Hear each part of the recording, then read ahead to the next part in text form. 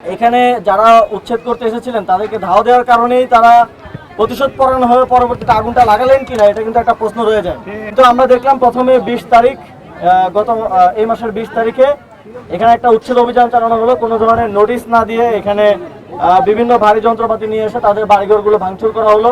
ধরনের ক্ষেত্রে তাদেরকে পূর্ব নোটিশ দিয়ে তাদের তালিকাভুক্ত করে তারপরে হচ্ছে তাদের এই বাসস্থানের জায়গাগুলো তাদেরকে সরাই দেওয়া হয়, তাদের সাথে একটা সমঝোতা এবং বোঝাপড়ার ভিত্তিতে।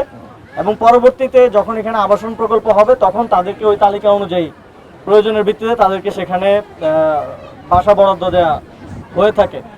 আওয়ামী লীগের সময় আমরা দেখেছি, মাঝখানে অন্তর্বর্তী সরকারের সময় হয় নাই, এখন আবার বিএনপির সময় আমরা দেখছি যে এটা এক ধরনের হোস্টাইল ভাবে করা হয়, সবসময় আগুন লাগিয়ে দিয়ে এটা শেষটা করা হয়। আমরা দেখেছি আওয়ামী লীগের সময় আমরা দেখেছি আনন্দবাজারের একটা ইনসিডেন্ট আমরা দেখেছি, আগুন লাগানো হলো, তারপরে সিদ্ধান্ত হলো এখানে বিল্ডিং বানানো হবে। সেখানে যারা দোকানদার যারা ব্যবসা করে তাদের সাথে আলোচনার ভিত্তিতেও করা যেত। তো এখানে যখন আমরা এখানকার বাসিন্দাদের সাথে কথা বললাম যারা ক্ষতিগ্রস্ত হয়েছেন, তাদের কথা হচ্ছে ভাই আমাদেরকে 2 দিন আগে নোটিশ দিতেন, আমরা আমাদের জিনিসপত্র আসবাবপত্র সরাই নিতাম, তারপরে ভাঙচুরটা করতেন। আর আমাদেরকে খোঁজ নেন যে আমাদের কার কি পারিবারিক অবস্থা, যাদের আর্থিক অবস্থা খারাপ তাদের তালিকা নিয়ে এখানে আবাসন প্রকল্প করে তাদেরকে এখানে থাকার ব্যবস্থা করে দেন, সাধারণভাবে যেভাবে হয়। এবং ঢাকায় বিভিন্ন জায়গায় এইভাবে পুনর্বাসনগুলো হয়েছে এবং পুনর্বাসনের মাধ্যমে কিন্তু উচ্ছেদটা করা হয় এবং এটাই নিয়ম এবং প্র্যাকটিস।